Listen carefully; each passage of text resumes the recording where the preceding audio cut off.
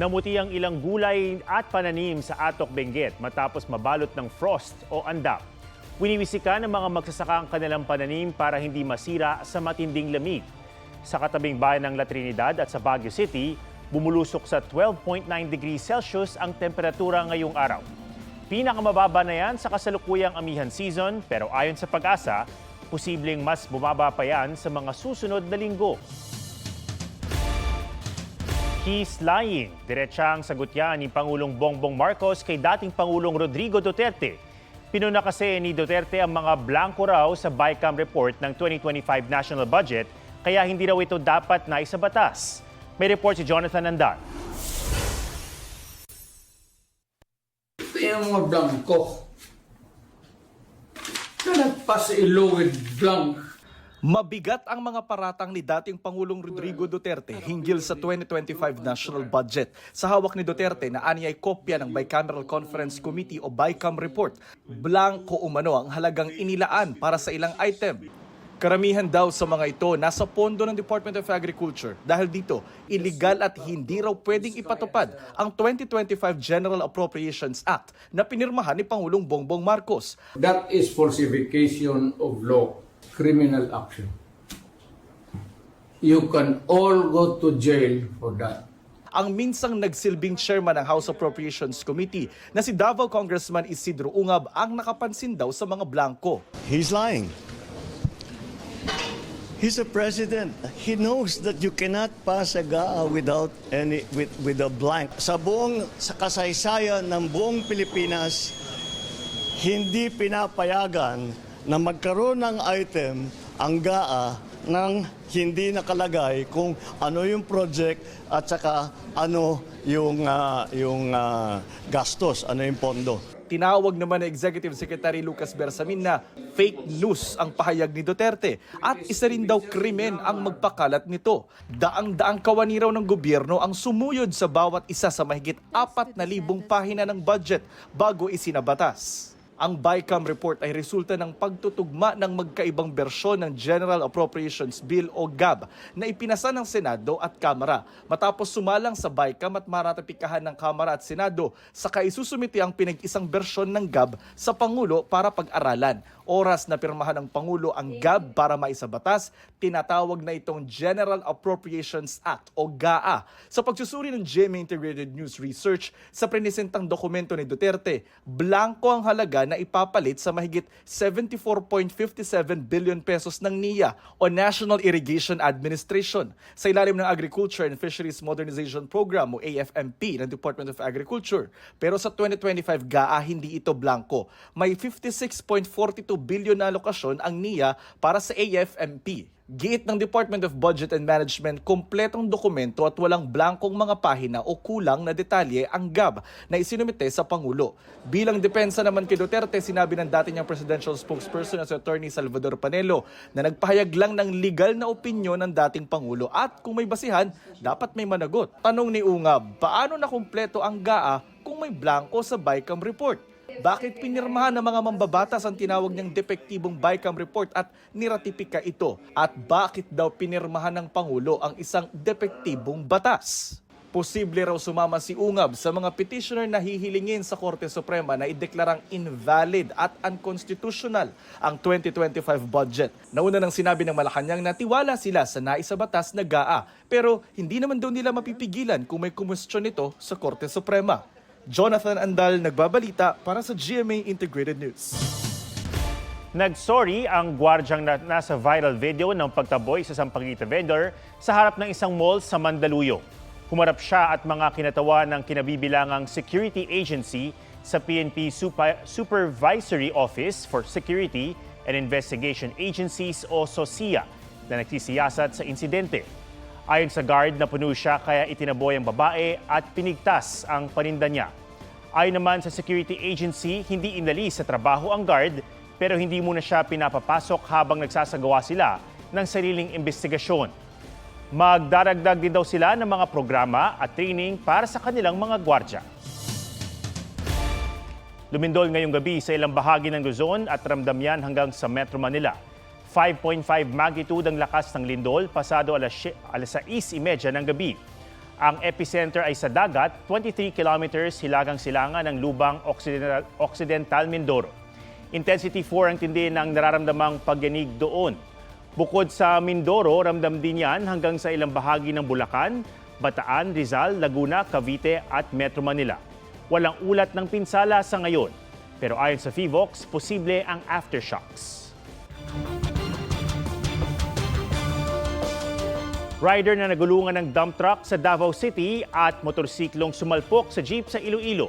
Yan at iba pang disgrasya sa spot report ni Kim Salinas ng GMA Regional TV.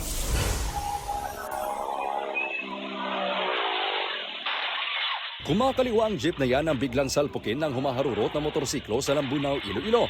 Tumilapon ang rider. Sa kabutihang palad, hindi siya nagtamo ng malubhang sugat. Nagkareglo na ang rider at may-ari ng jeep. Sa bayan ng Zaraga sa Iloilo rin, nabangga ng van ang dalawang babaeng magkaangkas sa motorsiklo. Isinugod sila sa ospital pero binawian ng buhay. Ayon sa mga pulis, mabilis ang takbo ng van at ng agaw ng linya ng motorsiklo. Itinanggi niyan ng nakakulong na van driver. Pero bago yan, nakabangga na rin pala ng isang bahay ang van driver. Tinamaan ang haligi at bintana nito. Nahaharap siya sa patong-patong na reklamo.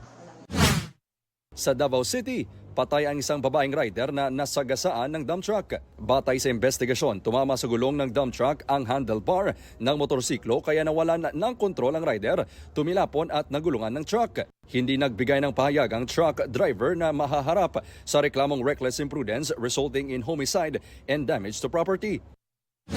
Sa Lawag City, Ilocos Norte, nasawi naman ang isang estudyanteng 19 anyos nang sumemplang sa ginagawang kalsada ang motorsiklo kung saan siya nakaangkas. Kim Salinas ng GMA Regional TV, nagbabalita para sa GMA Integrated News.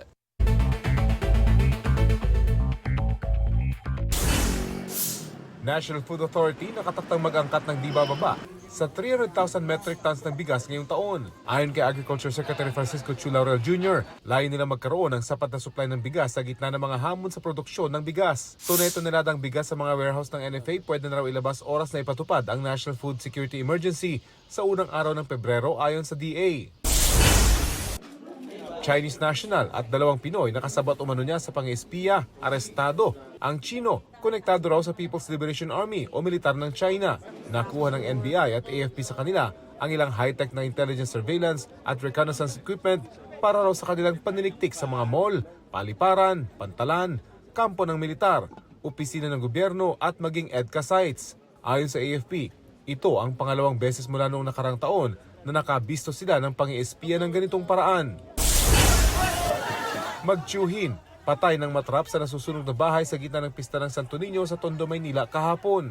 Isang senior citizen naman ang sugatan. Inaalam pa ang sanhi ng apoy na nagsimula raw sa ikalawang palapag ng bahay.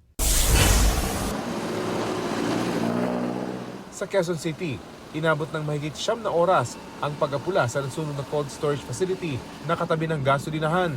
Wala namang nasaktan sa sunog na inaalam pa ang pinagmulan. Rafi Tima nagbabalita para sa GMA Integrated News. Nagdaos ng Chinese New Year reception ang Chinese Embassy. Bukod sa pagsalubong sa Chinese New Year, tinaon din ito sa paggunita sa ika-5 dekada ng bilateral relations ng Pilipinas at China. Sa kanyang talumpati, sinabi ni Chinese Ambassador Wang Zilian na hinihiniling niya ang mas malakas at mas matatag na pagkakaibigan ng Pilipinas at China. Dumalo sa Chinese New Year reception ng ilang mataas na opisyal ng gobyerno, pati ilang ambassador. Nagpaabot din ng pagbati via video message sina First Lady Liza Araneta Marcos at Vice President Sara Duterte. Dumalo rin si GMA Senior Vice President and Head of Integrated News, Regional TV, and Synergy, Oliver Victor B. Amoroso.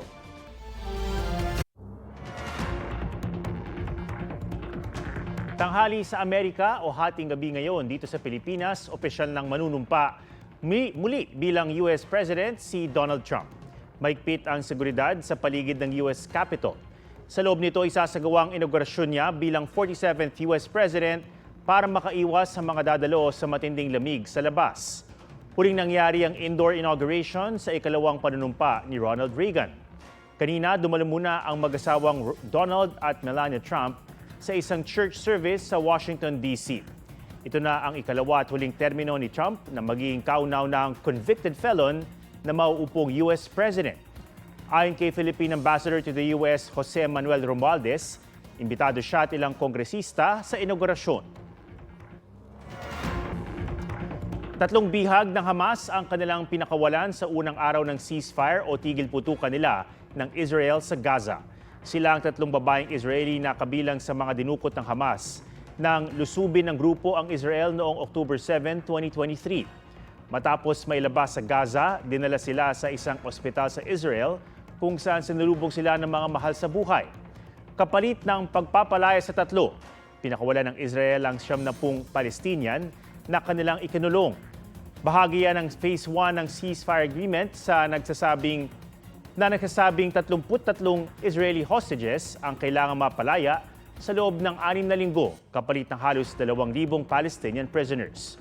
Pero 3 oras na antala ang ceasefire at binomba ng Israel ang Gaza nang hindi raw agad na ibigay ng Hamas ang pangalan ng mga bihag na pinakawalan. 13 Palestinian ang nasawi.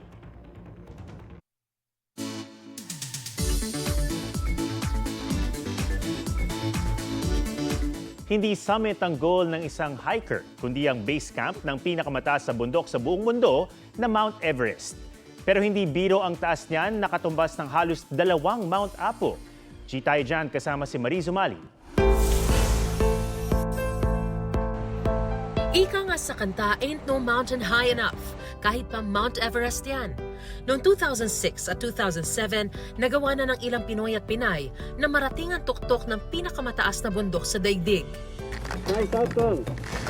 At ang bawat mountaineer na target itong maakyat, kailangan munang marating ang Everest Base Camp o EBC. Nakarating dyan si JM last year. Nung pinush ko po itong Everest Base Camp, ako lang po talaga mag-isa. Yung mga ginagawa ko po na non-climbers, mga hindi man professional, ayun lang po talaga yung pinaka-end goal, yung pumunta dun sa base camp ng Mount Everest. Huwag daw maliitin ang taas nitong mahigit 5,300 meters above sea level dahil katumbas na yan ng halos 2 Mount Apo na highest peak sa Pilipinas. Mahigit 1 linggo siya naghanda o nag-acclimatize para ma-endure ang akyatan na bukod sa lamig, kalaban din ang hirap sa paghinga dahil sa mababang air pressure. Payo rin niya, dapat paghandaan ang tamang kasuotan. Aabutin ng 12 days ang hike. May mga accommodation naman as stopover na komportable at may masarap na pagkain. Hindi man daw siya makapag-summit, rewarding pa rin daw ang tanawin ng Everest at ng Himalayan Range. Kailangan niyo po ng lakas ng loob. Once na makarating ka na sa endpoint, sa pinaka-base camp, masasabi mo sa sarili mo na worth it lahat ng pagod. Mariz Umali nagbabalita para sa GMA Integrated News. Huwag magpahuli sa mga balitang dapat niyong malaman. Mag-subscribe na sa GMA Integrated News sa YouTube.